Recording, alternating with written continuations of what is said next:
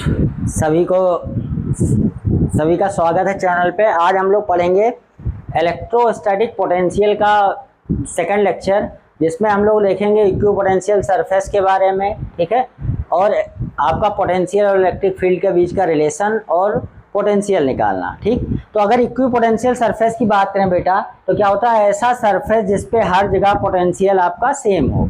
जैसे हमने ले लिया पॉइंट चार्ज। अगर पॉइंट चार्ज की बात करें तो इसके अराउंड हमें ऐसे सरफेसेस देखने हैं जहां पे हर पॉइंट पे पोटेंशियल क्या हो, सेम, तो उसे हम क्या बोलेंगे, इक्विपोटेंशियल। तो अगर हम देखें ध्यान से, तो कंसेंट्रिक स्फीयर की अगर बात करें, मान लिया हमारा पॉइंट चार्ज क्यों ऐसा है, हमने वहां पे बना रखा है कुछ। अगर ऐसा कंसेंट्रिक स्फीयर कोई ले लिया, मान लीजिए इसका रेडियस आर है, यहाँ पे और यहाँ पे अगर ए और बी पॉइंट को लें, तो अगर पोटेंशियल एट ए लिखें तो क्या आएगा, के क्यू बाई आर, और पोटेंशियल एट बी लिखे तो भी क्या आएगा, के क्यू बाई आर। मतलब यहाँ पे चाहे जिस पॉइंट का पोटेंशियल आप निकालेंगे वो क्या आएगा, के Q by are.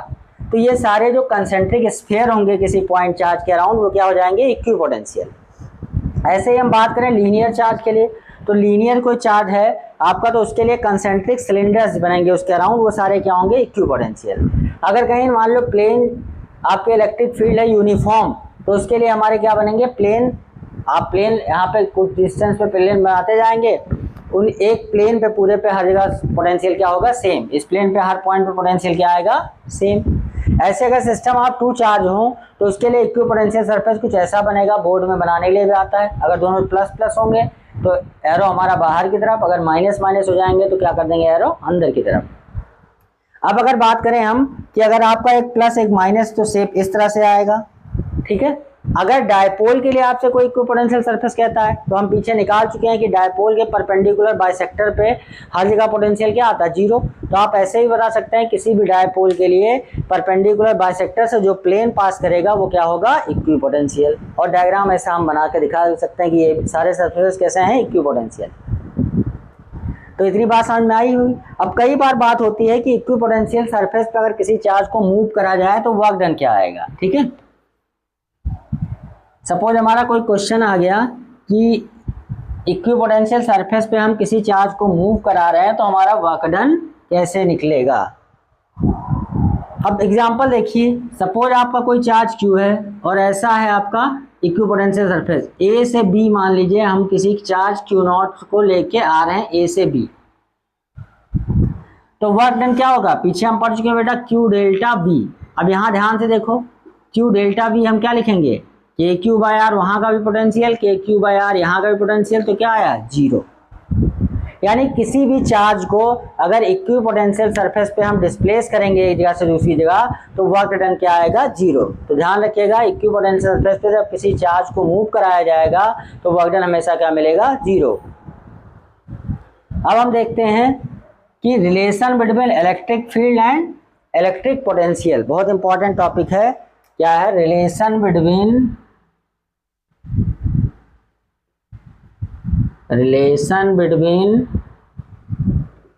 Electric field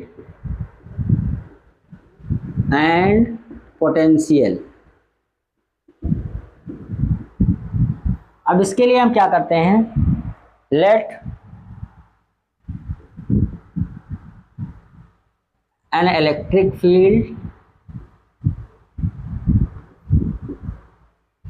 and equipotential surfaces. अब मान लिया हमने इक्विपोटेंशियल सरफेसेस ले लिए, ऐसे एक सरफेस ये ले लिया, ऐसे इसके नीचे एक सरफेस ये ले लिया, ऐसे इसके नीचे क्या ले लिया, एक सरफेस ऐसा ले लिया। और मान लीजिए इलेक्ट्रिक फील्ड हमारी ऐसे ऊपर की तरफ है।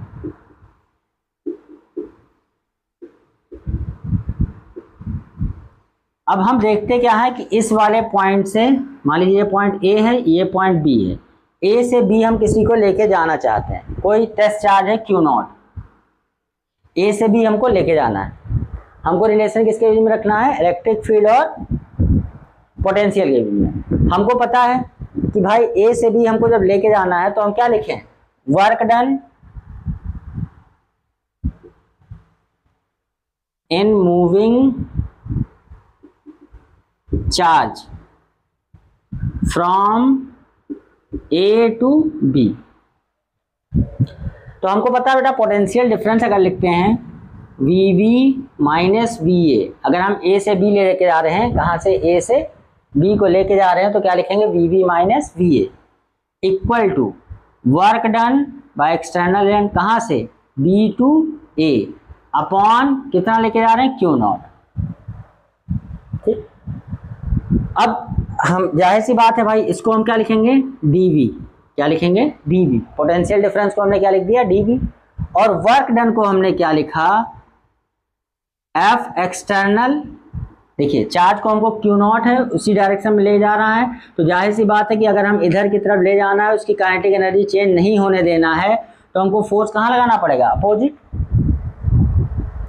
तो हमने लिखा F external into D are, मान लो यहां से यहां तक हमारा डिस्प्लेसमेंट कितना है डी आर, तो क्या लिखेंगे F external into D R dot upon Q not. अब जरा फोर्स अगर देखो तो ऊपर लगा था क्यू नॉट इंटू ई, नीचे की तरफ क्या आएगा माइनस क्यू नॉट इंटू, तो यहाँ पे फोर्स की वैल्यू अगर हम रखें तो क्या लिखा जाएगा minus Q not into E dot D R by Q not से क्यू नॉट क्या हो गया कट गया, तो dV इक्वल टू बेसिकली हमारा मिला क्या कि dV मिला minus E dot D are. अब इसको अगर पूरा निकालना है पोटेंशियल डिफरेंस तो हम क्या लिख देंगे इंटीग्रल, तो कहीं पे निकालने के लिए हम क्या कैसे कर सकते हैं dV equal to integral E dot D R, या कई जगह पे आपको ऐसे भी लिखा मिल सकता है E equal to minus D B by D R. Potential gradient जो होगा आपका वो इलेक्ट्रिक फील्ड के बराबर होगा, पर ये ऐसे बराबर ना ही होता है। यहाँ पे क्या होता है जब Ex हम निकालते हैं इलेक्ट्रिक फील्ड अराउंड x, तो ये आएगा minus D B by D X. Ey जब हम निकालेंगे तो क्या आएगा minus D B by D Y. Ez जब निकालेंगे हम तो क्या आएगा minus D B by D Z. इस तरह से हमारी इलेक्ट्रिक फील्ड निकलती है। और पोटेंशियल डिफरेंस जो है, जो दो पॉइंट का पोटेंशियल डिफरेंस चाहे कहें बी वी माइनस बी है चाहे डेल्टा वी कहें, ये हमारा क्या आएगा minus E dot D R. E dot D are हमारा होगा पोटेंशियल डिफरेंस। तो इतनी बात समझ में आई बेटा, ये रिलेशन हमारा क्या होगा minus D V by D R. इससे हमें अब नेगेटिव साइन क्या इंडिकेट कर रहा है कि अलोंग द इलेक्ट्रिक फील्ड जब भी हम चलेंगे, अगर इलेक्ट्रिक फील्ड की तरफ जा रहे हैं तो पोटेंशियल हमेशा हमारा क्या होगा घटेगा। Negative sign indicate that when we move along the electric field electric potential decreases. ये दिमाग में आपको बैठा लेना है कि कभी भी यूनिफॉर्म इलेक्ट्रिक फील्ड या कैसी भी इलेक्ट्रिक फील्ड उसके अलोंग चलेंगे तो हमारा क्या होगा इलेक्ट्रोस्टैटिक पोटेंशियल घटना है। ठीक है, अब आगे बढ़ें। अगर हम इन फॉर्मूले पे क्वेश्चन देखने के लिए तो देखें ध्यान से।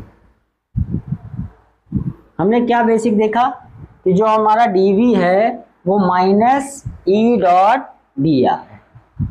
हमने अभी एक कॉन्सेप्ट सीखा कि हमारा जो हमारा dV है that is equal to minus E dot D R, या इसको और चाहे तो ऐसे लिख सकते हैं delta V equal to minus E dot D R, E dot delta R ऐसे। ठीक है, और इस पे क्वेश्चन क्या है कि find VA minus VB, VC minus VA, VB minus VC। आपको क्या दिया गया क्वेश्चन में? यूनिफॉर्म इलेक्ट्रिक फील्ड है, ये दे दिया गया E इक्वल टू 20 न्यूटन पर कूलम। इलेक्ट्रिक फील्ड कितनी दी गई 20 न्यूटन पर कूलम, और हमारे पास पॉइंट दे दिए गए, कोई A पॉइंट है यहाँ B पॉइंट है, यहाँ C पॉइंट है, और ये आपको 3 दे दिया गया, ये 4, तो ये अपने आप क्या हो जाएगा 5। अब यहाँ पे बेटा देखिए इलेक्ट्रिक फील्ड आपको दिया है और ये डायमेंशन दी है कि मान लीजिए 4 मीटर है, ये 3 मीटर है, ये 5 मीटर है। अब आपको बताना है कि potential difference BA minus BB कितना होगा। तो हमने क्या सीखा बेटा, जब अलोंग द इलेक्ट्रिक फील्ड चलते हैं जो हमको क्या लिखना होगा BA माइनस वी वी, यहाँ से यहाँ को जाना है, इक्वल टू माइनस, अब electric field E delta R cos, देखिए हम उसी डायरेक्शन में चल रहे हैं इलेक्ट्रिक फील्ड के, इधर ही, तो क्या लिखेंगे कॉस 0, ठीक। अब बी ए, सॉरी, जब हम ए से बी जा रहे हैं तो यहाँ लिखा जाएगा B V minus V A, क्या लिखा जाएगा B V minus V A, और हमारा यहाँ minus E delta R cos 0 हो गया। अब ध्यान से अगर देखें तो माइनस ई हमारा कितना है 20 इंटू डेल्टा आर कितना हो गया 4 इंटू कॉस 0 इज 1, तो कितना आ जाएगा माइनस 80 वोल्ट, यानी हमारा जो V V minus V A मिल रहा है वो कितना है माइनस 80 वोल्ट। पर हमको क्या चाहिए V A minus V V, तो इसको हम क्या कर देंगे पूरे को नेगेटिव से मल्टीप्लाई कर देंगे, तो क्या हो जाएगा V A minus V V, यहाँ क्या हो जाएगा प्लस 80 वोल्ट, तो आंसर आपको क्या हो जाएगा V A minus V V 80 volt. ऐसे भी आप ध्यान से देखिए तो ए वाला हायर पोटेंशियल होगा, बी वाला लोअर पोटेंशियल, तो ए से बी को घटाएंगे तो इस तरह से हमारा निकल आएगा। सिमिलरली आपसे कह रहा बी सी माइनस बी ए, बी सी माइनस बी ए मतलब आपको ऐसे चलना होगा, तो हमको जब निकालना होगा बी सी माइनस बी ए तो क्या लिखेंगे E minus E delta are, यहां ध्यान से देखिए ऐसे जा रहे हैं तो इलेक्ट्रिक फील्ड के साथ एंगल कितना है 37 डिग्री, या ऐसे कह सकते हैं इसको थीटा लिख दें, ना 37 लिखो थीटा लिखो। तो V C minus V A हमको निकालना है, यहाँ V C minus V A equal to minus E delta R, theta angle है तो क्या हो जाएगा डॉट में कॉस थीटा, इलेक्ट्रिक फील्ड और डिस्प्लेसमेंट हम ऐसे चलेंगे तभी तो मिलेगा सी पॉइंट। तो V C minus V A equal to electric field बेटा हमारी कितनी है 20, माइनस साइन लगा हुआ है, इनटू आर कितना है हमारा 5 इंटू कॉस, यहाँ देखो कॉस थीटा क्या हो जाएगा बेस अपान हाइपोटेनियस इंटू 4/5, यानी क्या मिला हमारा 5 कट गया माइनस 80 वोल्ट। अब जाहिर सी बात है देखिए माइनस 80 वोल्ट आया है और B V minus V A भी कितना आया था 80 वोल्ट। अब B V minus B C की बात करें अगर, तो V V minus B C जब करेंगे बेटा तो इलेक्ट्रिक फील्ड के साथ एंगल कितना हो गया 90 डिग्री, तो V V minus B C जब लिखेंगे तो minus E delta R cos 90 बन जाएगा, इसका मतलब 0 आया, तो V V equal to V C क्या हो गया इक्विपोटेंशियल। ऐसी भी दिख रहा है कि सेम लोकेशन पे है, अगर यूनिफॉर्म इलेक्ट्रिक फील्ड है तो यहाँ और यहाँ का पोटेंशियल अपने आप क्या हो जाएगा सेम, क्योंकि plane passing through uniform electric field perpendicular अगर है तो उसमें क्या हो जाता है आपका जो आपका पोटेंशियल है वो हर पॉइंट पे सेम आता है, तो बी वी और बी सी हो गया इक्विपोटेंशियल, तो V V minus B C निकालेंगे वो कितना मिलेगा 0। तो बात समझ आई क्या करना है बेटा, हमको देखना क्या है कि हम कहाँ से कहाँ जा रहे हैं, जहाँ से जा रहे हैं वो पोटेंशियल माइनस पहले का पोटेंशियल लिखेंगे, फिर हम इलेक्ट्रिक फील्ड और डिस्प्लेसमेंट वेक्टर का एंगल देखेंगे, उसको हम यहाँ रख देना है, ठीक है। अगर हम इलेक्ट्रिक फील्ड के अपोजिट चल रहे हैं तो 180 रखेंगे, डायरेक्शन में चल रहे हैं तो क्या लिखेंगे हम आपका सिंपली 0। तो ये बहुत आसान सवाल होते हैं, ठीक। ऐसे एक दूसरा टाइप का सवाल भी हम कर लेते हैं। सपोज आपका दे दिया गया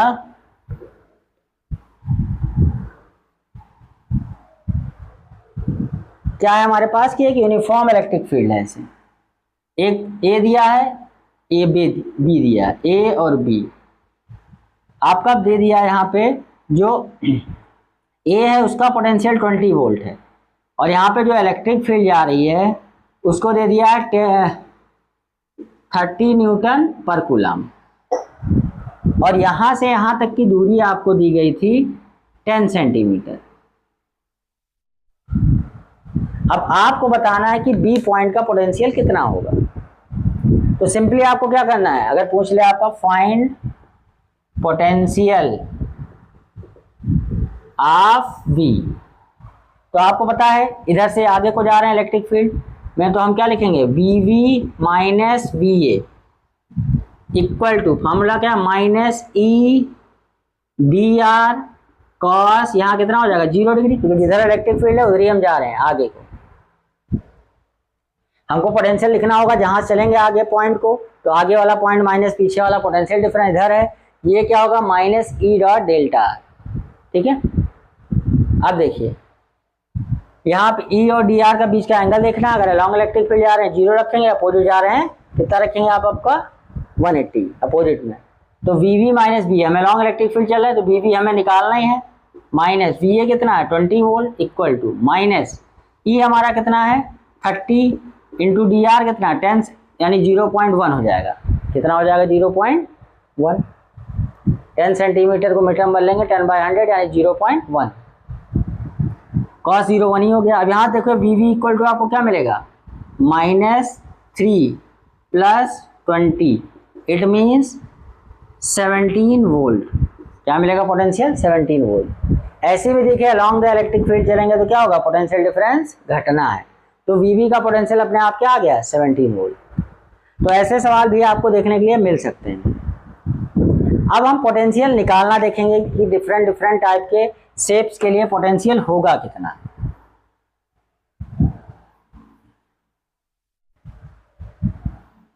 जैसे एग्जांपल के लिए मान लीजिए हमारा क्या है स्फेयर्स है। स्फेयर्स में आपको पहले ही बता चुका हूं कि एक तो स्फेयर आएगा कंडक्टिंग, नॉन कंडक्टिंग।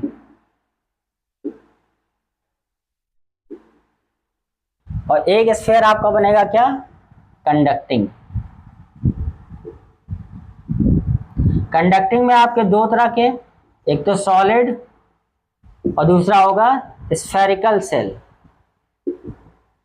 मतलब हॉलो है। इसमें भी दो तरह का बनेगा, एक तो आपका स्फेरिकल सेल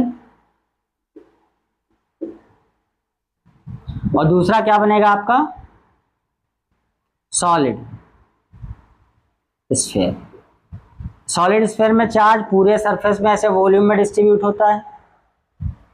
इसमें देखिए कंडक्टर चाहे जैसा हो सरफेस पे हमेशा चार्ज रिसाइड करेगा, चाहे हॉलो हो चाहे सॉलिड हो, चार्ज हमेशा कहाँ रहना है सरफेस पे। स्फेरिकल सेल जब कंसीडर करना होगा तो यहाँ भी चार्ज कहाँ रहेगा सरफेस पे ही रहेगा। यानी जो इन तीन का हम पोटेंशियल निकालेंगे वो क्या आएगा सेम। तो इन तीन की बात करें, अगर V आउटसाइड देखें तो जाहिर सी बात है भाई, इससे मान लो यहाँ दूरी पे हमको देखना है तो यहाँ पे हमको इधर ही यहाँ से यहाँ तक का है। तो भाई यहाँ का जब पोटेंशियल लिखना होगा तो इंटीग्रल क्या रख देंगे E डॉट डी आर। ई हमारा कितना है KQ/R। यहाँ से जब जाएंगे हम तो क्या लिखेंगे KQ/R। तो इस पॉइंट पर जो आपका स्फेयर का पोटेंशियल आएगा वो सिंपली क्या आएगा आउटसाइड। आउटसाइड पे आ जाएगा KQ/R। अगर प्लस है तो प्लस आएगा, माइनस है तो माइनस आएगा। अब अगर देखें सरफेस पे तो सरफेस पे वैल्यू रखेंगे तो क्या हो जाएगा KQ/R। अब अगर देखें इनसाइड, अब ध्यान से देखिए, अगर हम यहां से सरफेस पे हमको पोटेंशियल यहां पे लिखना है, ठीक। अब अंदर मान लो इससे जनरल दूरी R दूरी पे यहां कहीं देखना चाह रहे हैं तो यहां से सरफेस से हमको कहां आना पड़ेगा अंदर कोई पॉइंट B। इलेक्ट्रिक फील्ड किधर है बाहर है।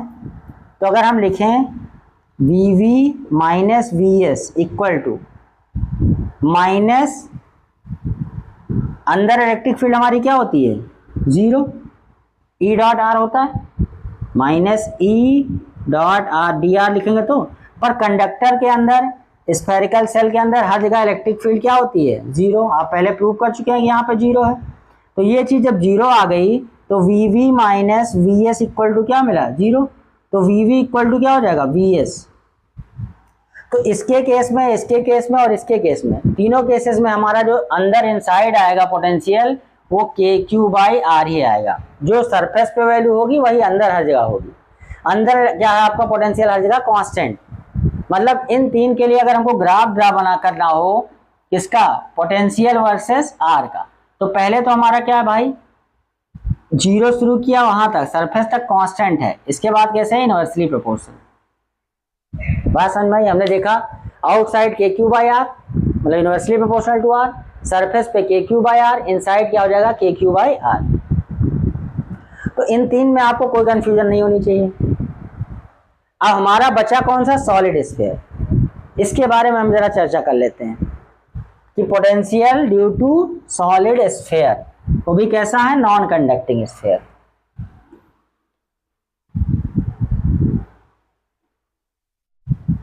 तो जब नॉन कंडक्टिंग स्फीयर आया, potential due to non conducting solid sphere, इसमें हमने क्या ले लिया, consider a sphere of radius capital R and charge Q distributed uniformly throughout the volume।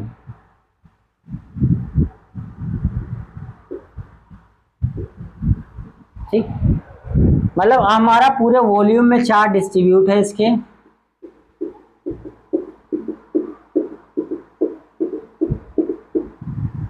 तो आउटसाइड पॉइंट पे देखें सीधे यहां पे,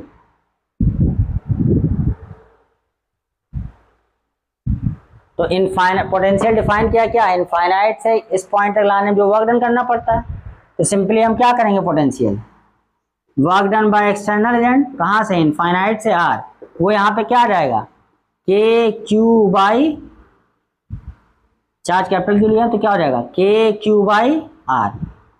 तो बाहर तो वैसे ही बिहेव कर रहा है जैसे हमारा हॉलो स्फेरिकल सेल कर रहा था। मतलब अगर हम कहें आउटसाइड इसके यहाँ पे कहीं पोटेंशियल निकालना है, तो डेफिनेशन से हम देखेंगे कि इनफाइनाइट से उस पॉइंट तक लाने में जो वर्क डन करना पड़ेगा वही पोटेंशियल होगा, दैट इज के क्यू बाई आर आ जाएगा। इसमें कोई दिक्कत नहीं है, पहले हम निकाल चुके हैं पॉइंट चार्ज से जैसे। तो ये क्या हो गया, आउटसाइड। अब सरफेस पे अगर आ जाइए, पोटेंशियल एट सरफेस, तो भी हमको दिक्कत नहीं, क्या बस के क्यू बाई क्या रख देना है, कैपिटल आर। तो आउटसाइड सिमिलरली सबका सेम है, सरफेस पे सेम है, बस अब मान लीजिए इसको हम क्या किए, आर डिस्टेंस अंदर यहां देख रहे हैं, ये हमारा सरफेस है, ये हमारा कोई पॉइंट पी है। अब मान लीजिए हम ऐसे आ रहे हैं, यहां से इधर को अंदर को आ रहे हैं, तो क्या लिखेंगे, potential at P minus potential at surface equal to minus E dot D R. लिखा जाएगा, नहीं लिखा, K Q R by R Q बाहर की तरफ, तो क्या लिख देंगे, minus K Q R by R cube into D R. कहां से आ रहे हैं, कैपिटल आर से स्मॉल आर दूरी पे, यहां से कहां पे आ रहे थे, यहां पे। वीपी पे तो हमको पता नहीं बेटा, निकालना है, पर सरफेस का पोटेंशियल हमको पता है, K Q by R equal to minus, इसका इंटीग्रेशन जब हम करेंगे बेटा, के क्यू बाई आर क्यूब यहाँ रह गया, इंटीग्रेशन क्या आएगा, R square by two minus R square by two. अब यहां से हमारा है VP minus K Q by R, यहां से वीपी इक्वेट करेंगे, जब इसको अंदर मल्टीप्लाई करेंगे तो क्या बनेगा, minus K Q R square by two R cube plus K Q, देखिए आर क्यूब से आर स्क्वायर कट जाएगा, K Q by two are,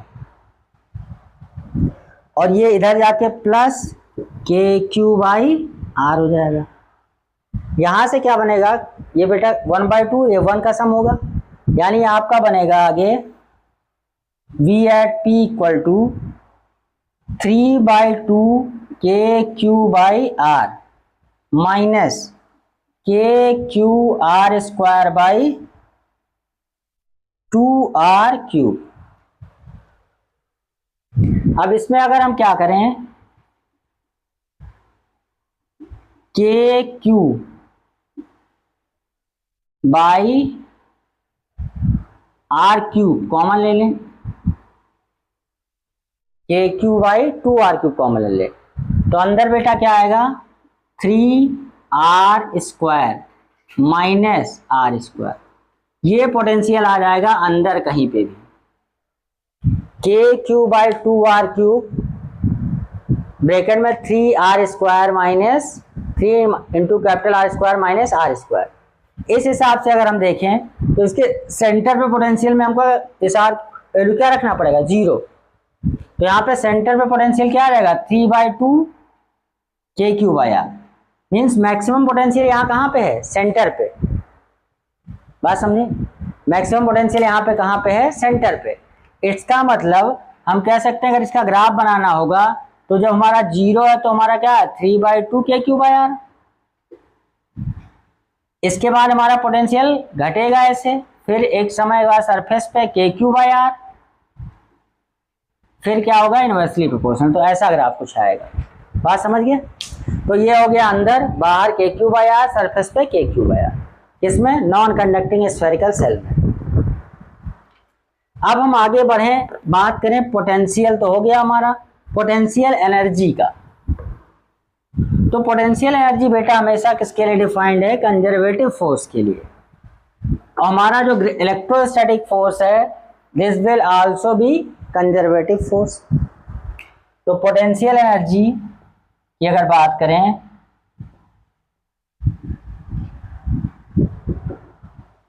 तो work done by conservative force minus time, ये क्या होता है, डेल्टा यू के। Work done by conservative force किसके बराबर होगा, माइनस डेल्टा यू के। वर्क डन बाय कंजर्वेटिव को हम क्या लिख सकते हैं, minus F dot D R integral equal to delta you.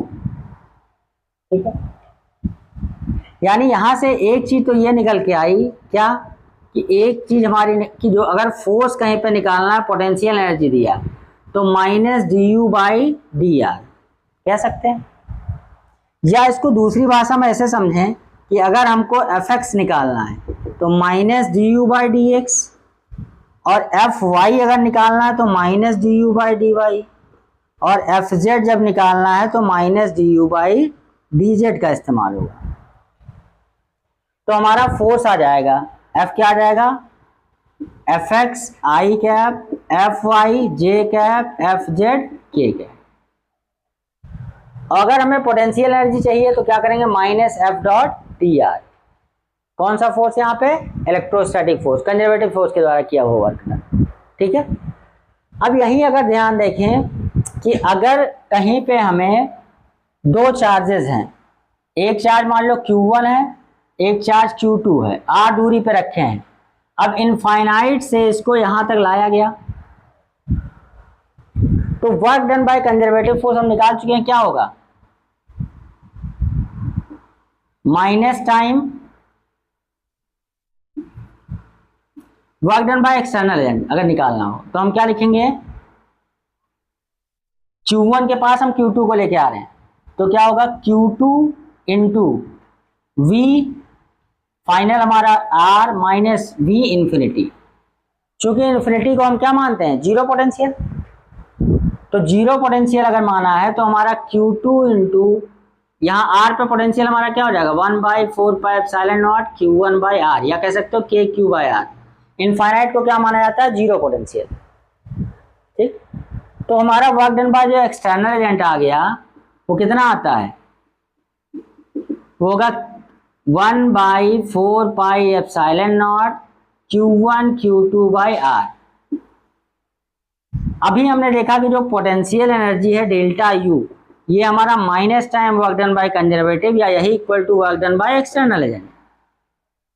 अब चूंकि इनफाइनाइट को भी हम क्या मानते हैं, जीरो पोटेंशियल एनर्जी का, तो हमारा डेल्टा यू जो होगा वहां से आर पॉइंट लेगा तो U minus zero equal to work done by external निकाल चुके हैं 1/4πε0 Q1 Q2/R।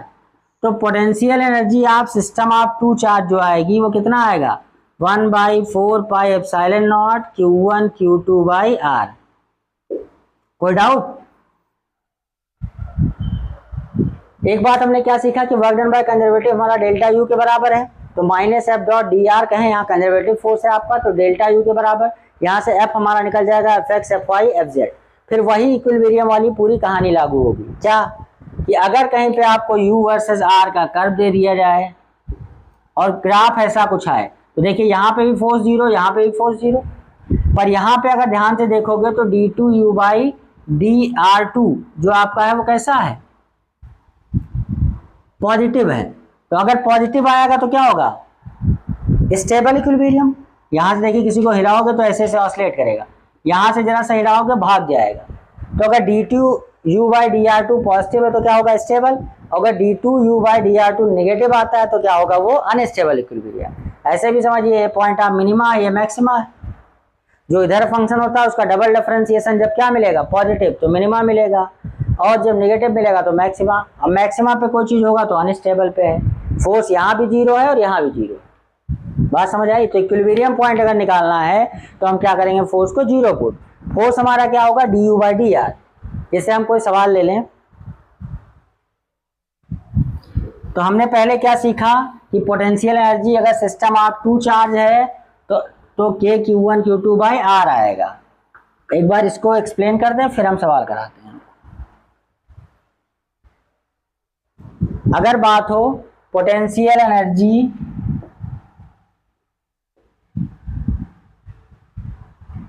Of system of two charge, मान लीजिए हमारे पास दो चार्ज अभी जैसा निकाला Q1 Q2 R दूरी पर रखे हैं, तो इनकी पोटेंशियल एनर्जी को क्या डिफाइन करेंगे, U equal to K Q1 Q2 by R। ये स्केलर है, चार्ज को साइन के साथ रखना है। मतलब इनको डिफाइन अगर करना है तो इनफाइनाइट से टू अ डिस्टेंस R लाने में जो वर्क डन करना पड़ेगा वही हमारा क्या होगा, पोटेंशियल एनर्जी। ठीक, और इसके साथ हमने क्या सीखा कि work done by external and जो होगा वो क्या होगा, U final minus U initial. अगर यही कह they work done by conservative force तो क्या हो जाएगा, U initial minus U final. ये बात ध्यान में रखना, क्योंकि negative time work done by conservative force किसके बराबर होता है, चेंज इन पोटेंशियल एनर्जी। तो U final minus U initial क्या आएगा, work done by external and, कि हमने कितना काम किया किसी को कहीं वहां लाने में, और अगर इलेक्ट्रोस्टैटिक ने क्या काम किया तो उसके लिए ये करेंगे। अगर यही सिस्टम ऑफ थ्री चार्ज हो जाए, सिस्टम ऑफ थ्री चार्ज की बात करें, मतलब हमारे पास अब तीन चार्ज हों ऐसे, एक Q1 Q2 Q3, ये दूरी मान लो R1 है, ये R2 है, ये R3। तो इसमें हम पेयर देखेंगे, कितने पेयर हैं, एक पेयर ये बना, ये U1 हो गया, एक पेयर ये बना, ये U2 हो गया, एक पेयर ये बना, ये U3 हो गया। अब हमारा जो potential energy U equal to आएगा तीनों पेयर का सम, U1 plus U2 plus U3, यानी U equal to K Q1 Q2 by R1 plus K Q2 Q3 by R2 plus K Q3 Q1 by R3। Simply कर देंगे, potential energy of system आ जाएगा। अगर तीन charge का system है, दो चार्ज का है, K Q1 Q2 by R। इतनी बात आपके समझ में आई।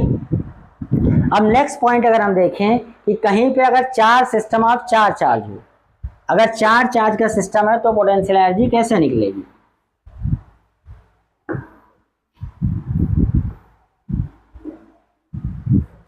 अगर बात करें पोटेंशियल एनर्जी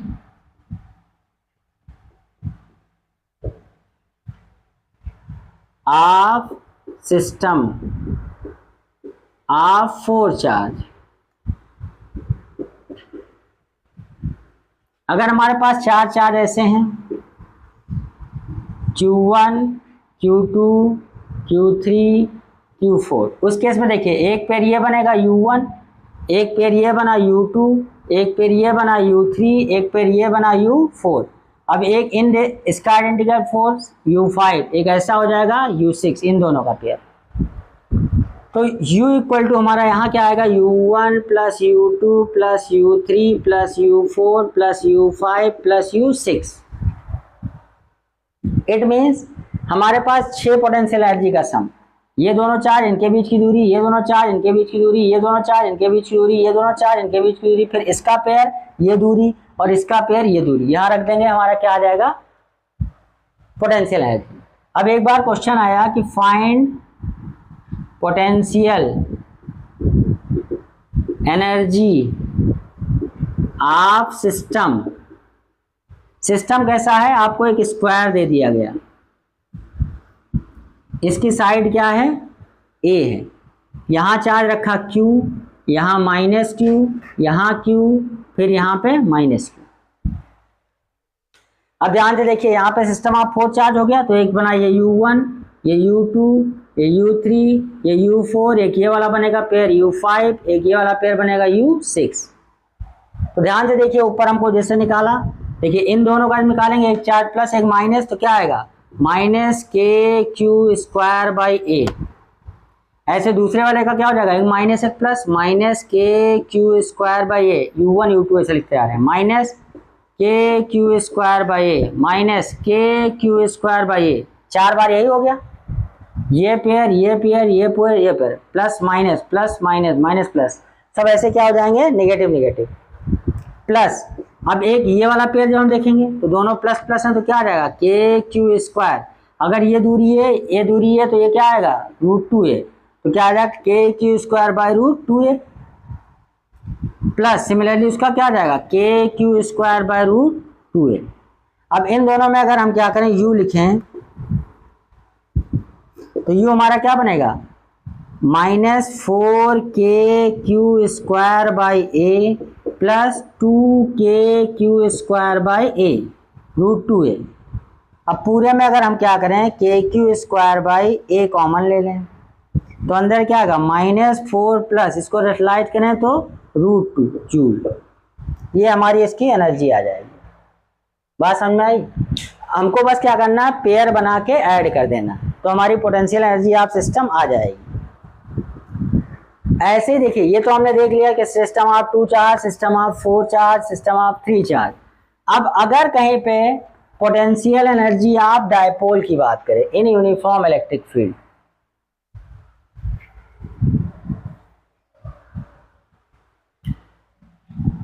पोटेंशियल एनर्जी